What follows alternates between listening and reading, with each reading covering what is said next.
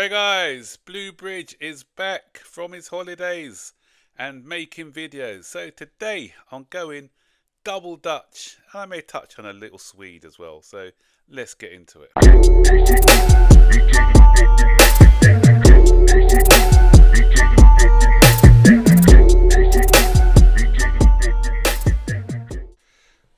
Back from my holidays. As I said, I watched the World Club Cup over there. We are champions. I keep gloating on about that.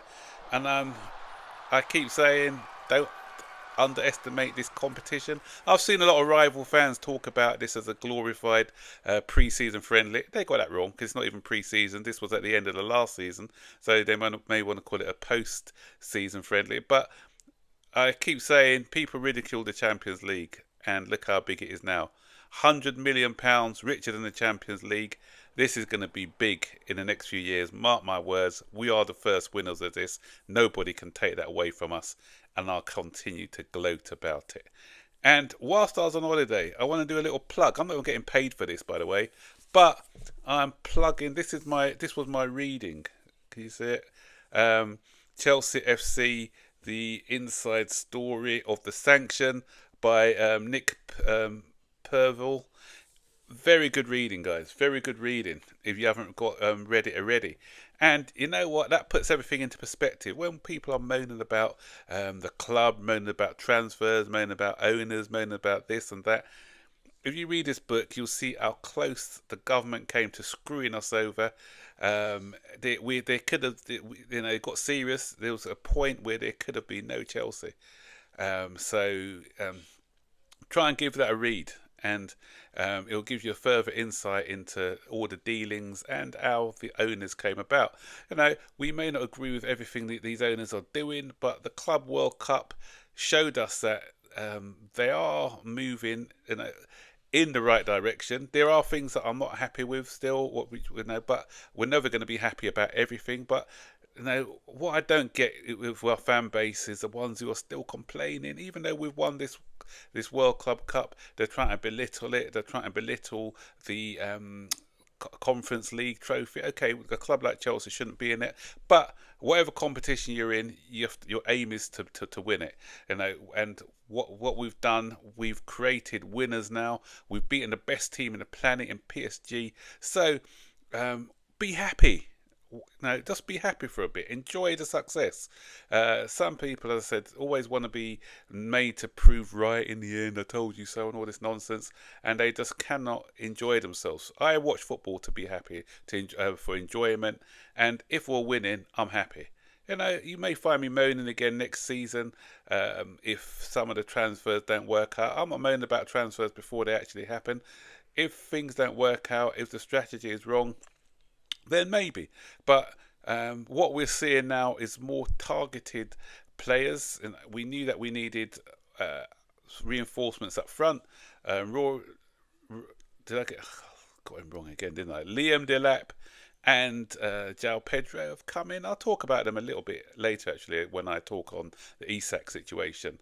But first of all, I want to concentrate on the double Dutch that we are signing or potentially signing. And of the deals are not signed, sealed, and delivered yet, so I'm not going to preempt any deals, because you know what Chelsea are like. We've seen that before with situations where we thought that we're getting the likes of Elise, where we thought we're getting Mannion, and then in the last minute we've pulled out of the deal or something's happened. So until everything's done, then it's time for me to not get excited. As I said before, I don't really get excited about transfers. I get excited if they come into my club and start to do well. João Pedro, okay, he's hit the ground running. If he can continue that form next season, then I'm going to be getting excited, because that means that we've bought well. But Hato looks like a good player, and some people are calling him the new Van Dijk. Don't know about that, but we'll see with time. Only time will tell. He can play as a left back. He can play as a left-sided defender. Well sought of by a lot of clubs, and if he can come in and do well for us, very good signing for us. And also somebody who addresses our needs, because Cucurella was running to the ground last season, and the amount of football that we've played and having a prolonged season, then there's going to be fatigue as the season goes on. And obviously we are going to be playing in the Champions League, so it's not like the Conference League where we can be playing young players. Maybe when we are there are some teams who are going to be weaker in the Champions League where we don't have to play our strongest outfit team, or it could be a situation where we've already qualified and we can try out some of the younger players. But in the main, we have to play a strong team in the Premier League and the Champions League, so that's why you need two good players for every position, and Hato fits the bill where he can play as a left back and he can play as a left-sided defender. So he's multifaceted, strong, as I said, strong defender, front foot defender, great in the tackle, and he was the captain of Ajax at a young age. So he's got those leadership qualities as well, what we need. So if we do pull this off and he ticks the boxes, then hopefully he can be a standout. As I said, I keep saying hopefully because it all depends on how it pans out at the club. And Xavi Simons, somebody who we apparently we had for trials when he was a youngster. He said that he wants to come to Chelsea. Very good player. Again, somebody who can play as a 10. He can play on the left. He can play on the right. So he's multifaceted as well. He's got a good skill set. He's got an eye for goal. Can shoot from range. He's quite strong. Can take on a player. So he's got all the attributes that we need. And he can take some of the pressure off Cole Palmer as well. So on paper, it looks like a good signing. Can it translate in the Premier League? Because we saw that with Nkuku when he came in. We thought that it was going to work. It didn't. What we've seen with Maresca as well, especially in the World Club Cup, is that he's added a bit more flexibility. So he's not as rigid as he was at the beginning of the season. That was my criticism about him sometimes. But sometimes he's not going to be playing this inverted fullback all the time. Sometimes he's going to play overlapping fullbacks. And we saw Nkuku have a decent World Club Cup because he wasn't misprofiled. He was playing in his right position, and so that brought out the best of him. But it still looks like he's going to go. Still looks like he's on the market. So Xavi Simons is a good replacement. I think he gives us a bit more athleticism. He was brought up in Barcelona's academy, so he's used to the high pressing game. My criticism of Nkuku was, as talented as he was, his pressing wasn't on point at times. His injury may have knocked a little bit out of his game, but that was that was my sort of criticism with him. With Xavi Simons, you don't get that.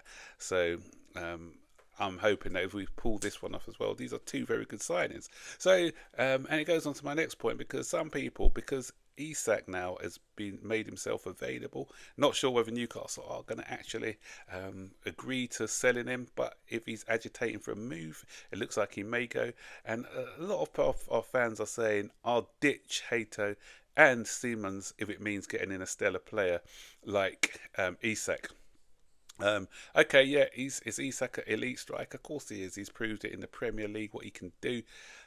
But again, it's some of our fan base playing a bit of Football Manager, because we've already invested in Dilat, we've invested in João Pedro, and the club have already said that those are the two that they are investing in to be their sort of strikers. Nicholas Jackson's still there as well. Whether he stays or not is another matter. But bringing in Isak just for the sake of it, okay, as stellar and world class as he is, but does Maresca have a plan for him as well? And if it means sacrificing a couple of other positions that we need, then we're going to be in a situation where, yeah, we get him, but if other parts of the team which need strengthening aren't strengthened, then we're going to be an unbalanced team. And that's a lot of people are talking about us being a bit unbalanced. But if we're getting these two players will suit our needs, to sacrifice them just to get a marquee signing, I'm not sure. I'm not quite sure about that.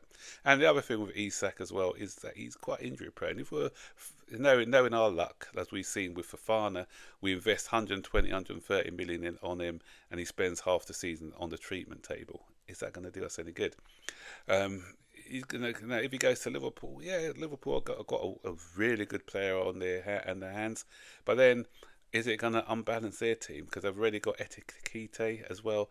Is either they're going to play a 4-2-4? Is that going to be too open in the Premier League? It could work. I'm not saying it can't work, but everyone thinks, okay, you get the best players, and all of a sudden you're going to click and win the league. I've seen nonsense already by some of our. You might as well give Liverpool the league if they buy Isak. It's all over for the rest of us. How did that work out with Real Madrid when they bought Mbappe? Everyone thought Mbappe, but then what it did, it unbalanced Real Madrid, and so it didn't quite work. Okay, he ended up with a lot of goals, but the rest of the side suffered as a result of it. And Barcelona, who've got a more balanced side and have built their side a bit better, they went on to win the league. So it doesn't always translate that you've got the best players, you're going to win the league. It's how you use those particular players what matters the most. And that's why I think we've got a nice balance about us now.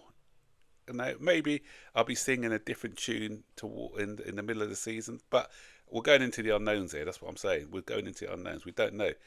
I made that mistake of being a defeatist a few weeks ago after I saw the 4-0 demolishing of Real Madrid by PSG, and I thought we got no chance of winning this World Club Cup. But we went on and won it. So football, we can defy the odds.